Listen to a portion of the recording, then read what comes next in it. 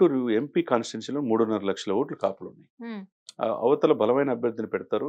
ఎడదిరిగి పవన్ కళ్యాణ్ వైపు పోలరైజేషన్ అవకాశం ఉందని అదే కాపు వ్యక్తిని అంబటి తీసుకొచ్చి అక్కడ పెట్టి హ్మ్. 6 మాసాలు ఆయన ప్రతి స్కూల్‌కెళ్ళాడు, ప్రతి గ్రంథాలయాలకెళ్ళాడు, ప్రజల్లో గ్రామాన్ని తిరిగాడు. ఓకే. చివరికి ప్రభుత్వ కార్యకలాపాల్లో కూడా పాల్గొన్నాడు. మరి అటువంటి వ్యక్తి 6 రోజుల క్రితం మీ దగ్గర జాయిన్ అయ్యాడు. మీరు ఆలింగనం చేసుకున్నారు. సీట్ ఇస్తున్నారు.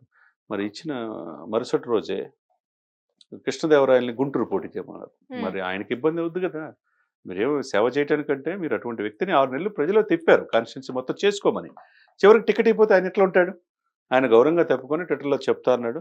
తర్వాత ఏం చెప్పాడు, నేను ముంబై జట్టుకి ఆడుతున్నాను. నేను దుబాయ్ ఎళ్ళాల్సొస్తది. అందువల్ల నేను ప్రస్తుతం రాజకీయాల్లో ఉండనన్నాడు. ఆ పారామీటర్స్ వేరు. ఆయన చెప్పింది కరెక్ట్‌గా యాప్ట్ కాట్ల. ఓకే. అది ముందు తెలీదా? నువ్వు ఏ జట్టుకి చెన్నైకి అవును. ఆడాలా, ముంబైకి ఆడాలా, హ్మ్. నీ అవసరం వాళ్ళకుంది అనేది ముందు తెలీదా?